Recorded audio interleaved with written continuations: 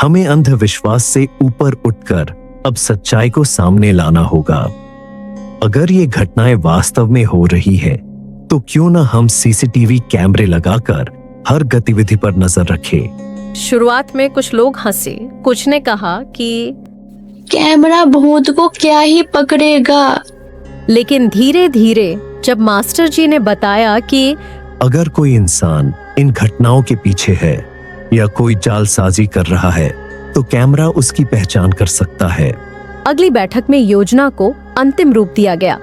रिंकू, शैलेश और सोनू जैसे युवकों ने कैमरे लगाने की जिम्मेदारी ली। गांव के दिल्ली में काम करने वाले कुछ लड़कों से बात करके उन्होंने कैमरे और डीवीआर सिस्टम मंगवाए। ठाकुर साहब ने कैमरा खरीदने के लिए अपने खेत की आधी कमाई दान में दे दी। बाकी पैसा गांव वालों ने चंदे से इकट्ठा किया। कुल मिलाकर 8 कैमरे खरीदे गए। गांव में कैमरे लगाने से पहले मास्टर हरिप्रसाद और रिंकू ने मिलकर एक नक्शा तैयार किया। कैमरे इन जगहों पर लगाए गए। पीपल के पुराने पेड़ के पास, जहां सबसे ज्यादा घटनाएं हुई थीं। पुराने कुएं के सामने कई महिलाओं ने यहाँ साया देखने की बात कही थी। शिव मंदिर के पास पुजारी ने यहाँ रात को परछाई देखने का दावा किया था। प्राथमिक स्कूल के मुख्य गेट पर, जहाँ रात को किसी के कदमों के निशान मिले थे। चौराहे के नीम के पेड़ पर यहाँ अक्सर पायल की आवाज सुनाई देती थी। गौशाला के पास, जहाँ 2 बकरियां रहस्यमयी रूप से मरी थीं। रामू की दुकान के सामने, गांव का मुख्य जमावड़ा स्थल, पंचायत भवन के प्रवेश द्वार पर निगरानी के लिए मुख्य कंट्रोल पॉइंट। दिल्ली से आए रिंकू के ममेरे भाई अरुण ने तकनीकी सहायता दी। उसने सभी कैमरों को एक सोलर बैटरी से जोड़ा ताकि बिजली न होने पर भी रिकॉर्डिंग बंद न हो। सभी कैमरों की फीड पंचायत भवन के कमरे में लगे एक एलईडी टीवी पर जाती थी, जहां हर रात 2 लोग पहरेदारी करते और कैमरा फुटेज देखते। जब पहली बार लोगों ने टीवी पर कैमरे की लाइव फुटेज देखी तो सब चौंक गए। अब भूत अगर आए तो कैमरे में तो दिखेगा ही। महिलाएं थोड़ी आश्वस्त हुईं और बच्चों में फिर से खेलने की हिम्मत जागी। लेकिन कैमरे लगने के 2 दिन बाद जो हुआ, उसने पूरे गांव को हिला दिया। कैमरे लगने के 2 दिन बीत चुके थे। गांव में अब थोड़ा बहुत सुकून महसूस किया जा रहा था। लोग सोच रहे थे कि अब अगर कुछ भी अजीब होगा तो कैमरे में कैद हो जाएगा और सच्चाई सामने आ जाएगी। पर किसे पता था कि यह सन्नाटा तूफान से पहले की खामोशी थी। तीसरी रात, ठीक आधी रात के आसपास, पंचायत भवन में लगे मॉनिटर पर अचानक एक कैमरे की फीड ब्लर होने लगी। वो कैमरा गांव के पुराने कुएं के पास लगाया गया था। वही कुआं जो अब कई सालों से सूखा पड़ा था और जिसके बारे में गांव के बुजुर्ग कहते थे कि उसमें कुछ है जो अब भी जागा नहीं है। सर, ये क्या था? मास्टर जी ने फीड को झूम किया, लेकिन कुछ भी साफ नहीं था। तभी पास लगे दूसरे कैमरे, जो कुएं के पीछे एक पीपल के पेड़ की तरफ था, उसमें कुछ और अजीब रिकॉर्ड हुआ। काले कपड़ों में एक औरत, कैमरे में एक औरत की आकृति दिखी। वह पूरी तरह काले कपड़ों में थी, सिर से पैर तक लिपटी हुई। चेहरा साफ नहीं था, लेकिन चाल बेहद धीमी और खौफनाक थी। वो धीरे धीरे कुएं के किनारे गई, वहां कुछ बुदबुदाने लगी और फिर झुककर कुएं में झांकने लगी। लेकिन जो सबसे डरावनी बात थी वह ये कि कैमरे की टाइमलाइन में उस औरत की परछाई भी नहीं पड़ रही थी। और अचानक कैमरे की स्क्रीन पूरी तरह ब्लैंक हो गई। एक तीखी चीख सुनाई दी, जैसे किसी औरत की आत्मा तड़प उठी हो। मॉनिटर पर सब कुछ बंद हो गया, केवल एक स्क्रीन पर लिखा दिख रहा था, वो जाग चुकी है। रिंकू पीछे हट गया। सर, ये मजाक नहीं है। मास्टर जी की आंखें भी अब डर से फैल चुकी थीं। ये तांत्रिक की हरकत का असर है। कुछ तो छेड़ दिया गया है जो अब शांत नहीं रहेगा। सुबह होते ही गांव के कुछ लोग जब कुएं के पास गए तो वहां ताज्जुब की बात हुई। कुआं जो सालों से सूखा था, उसमें काले रंग का गाढ़ा पानी भरा था और उसकी सतह पर तैर रही थी एक लाल चुनरी और उस पर राख जमी हुई थी। ये देख सबके रोंगटे खड़े हो गए। गांव के बुजुर्ग जयकरण ने कहा, ये वही है जो एक बार कुएं में कूदी थी, पर उसका बदला अभी बाकी था। सुबह सुबह जब गांव के कुछ लोग कुएं की ओर गए थे और वहां तैरती लाल चुनरी और राख देखी थी, तो पूरे गांव में एक भय की लहर दौड़ गई। कोई कुछ बोल नहीं रहा था, पर आंखों में डर साफ झलक रहा था। रामबिलास, जो गांव का चौकीदार था, भागता हुआ पंचायत भवन पहुंचा। मास्टर जी, जल्दी आइए, कुएं के पानी में कुछ है, लगता है कोई टोना किया गया है। मास्टर जी, रिंकू और गांव के प्रधान चंदू सिंह सब कुएं के पास पहुंचे।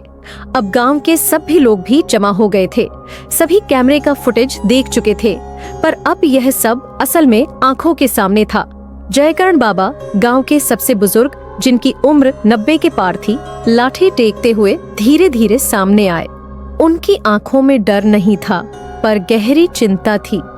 मैंने पहले ही कहा था, उस कुएं को छेड़ना नहीं चाहिए था।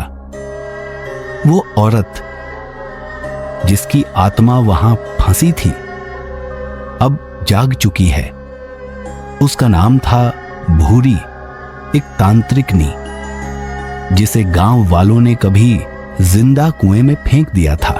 सभी लोग हक्के बक्के रह गए। करीब 60 साल पहले की बात थी। गांव में एक औरत आई थी जिसने खुद को देवी का स्वरूप बताया। उसका नाम भूरी था। वह सुंदर थी, लेकिन आंखों में अजीब सी लाल चमक रहती थी। वह औरत गांव की कई महिलाओं को तंत्र मंत्र सिखाने लगी थी। वशीकरण, पिंड पूजन, हवन और रात के समय विशेष पूजा। धीरे धीरे गांव में अजीब मौतें होने लगी। एक बच्चा बीमार पड़ा और 3 दिन में मर गया। फिर एक महिला, रेखा, जिसकी शादी नई हुई थी, कुएं में कूद गई। गांव के पंडित और बड़े बूढ़ों ने तय किया कि भूरी को गांव से निकालना होगा, पर भूरी मानी नहीं। कहती रही, तुम सब पापी हो, मैं सिर्फ कर्म कर रही हूँ। तुम सबकी स्त्रियां मेरी है। उस रात गांव के कुछ मर्दों ने मिलकर उसे पकड़ लिया और जिंदा कुएं में फेंक दिया। भूरी ने कुएं में गिरते समय सिर्फ एक बात कही थी, जब जब मेरी राख फिर हवा में बिखरेगी, मैं लौटूंगी और इस बार किसी को नहीं छोड़ूंगी। अगली रात गांव में और डरावनी चीजें हुई। कुएं के पास लगे कैमरे में बार बार वही लाल चुनरी हवा में उड़ती दिखाई दी। पास के पीपल के पेड़ पर कोई लटकता दिखा और फिर अचानक गायब हो गया। कुछ आवाजें रिकॉर्ड हुई, जिसमें किसी महिला की हंसी और किसी के मुझे छोड़ दो कहने की आवाजें थीं। रिंकू ने जब सारी फुटेज देखी तो कांप गया। मास्टर जी, ये सीसीटीवी अब भूतिया टेलीविजन लगने लगा है। इसमें हर रात कुछ नया डर दिखता है। गांव के कुछ लोगों ने तय किया कि अब वक्त आ गया है कि बाहर से किसी तांत्रिक को बुलाया जाए। तीसरे दिन उत्तराखंड के एक पुराने काली साधक आघोर बाबा को बुलाया गया। बाबा ने कुएं के पास पहुंचते ही आंखें बंद की और बस इतना कहा, यह केवल आत्मा नहीं, यह तांत्रिक शक्ति है। इसे केवल माटी, राख और रक्त से ही शांत किया जा सकता है। और यह काम गांव का ही कोई व्यक्ति करेगा जो जन्म से लेकर अब तक गांव नहीं छोड़ा। सभी की निगाहें रिंकू की ओर गईं, जो कभी बाहर नहीं गया था। आघोर बाबा ने कहा कि अगली अमावस्या की रात को विशेष पूजा की जाएगी।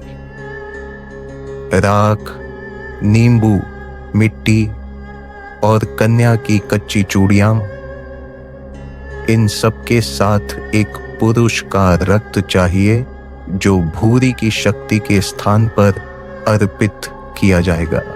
रिंकू ने हामी भरी। गांव के लोग भय के साए में थे और रात का समय जैसे जैसे करीब आता गया, उनकी बेचैनी बढ़ती गई। अमावस्या की रात एक ऐसी रात थी जिस पर सभी की निगाहें लगी हुई थीं। तांत्रिक अनुष्ठान को लेकर गांव में सन्नाटा था। बस कुछ ही लोग उस रात के लिए तैयार हो रहे थे। रिंकू, जो खुद को भूरी की शक्ति से जूझने वाला मानता था, हिम्मत जुटाकर तांत्रिक बाबा के पास गया। बाबा ने उसे अपने पास बुलाया और एक गहरी सांस लेकर कहा, तू तैयार है? ये तंत्र मंत्र तेरे अंदर एक ऐसा अंधकार छोड़ेगा जिसे तू शायद कभी ना देख सके। पर अगर तू सही से ये काम नहीं करता तो तुझे अपनी जान से हाथ धोना पड़ सकता है। रिंकू ने सिर झुका दिया। उसकी आंखों में दृढ़ निश्चय था। फिर बाबा ने उसे मंत्र दिया, ओम तांत्रिक काल रूपिणी सर्प जंगली विघ्न निष्क्रांति। 7 रक्त बहा 7 मिट्टी बिछा भूरी की शक्ति तू मिटा। यही शक्ति हम पे चढ़ा तेरा अस्तित्व मिटा। ओम कालिका एवं सर्व विषम घातिका। होम होम फाट। यह मंत्र था जो बाबा ने रिंकू को दिया। मंत्र का उच्चारण, जो तंत्र साधना का सबसे डरावना और शक्तिशाली रूप था, हवा में गूंज उठा।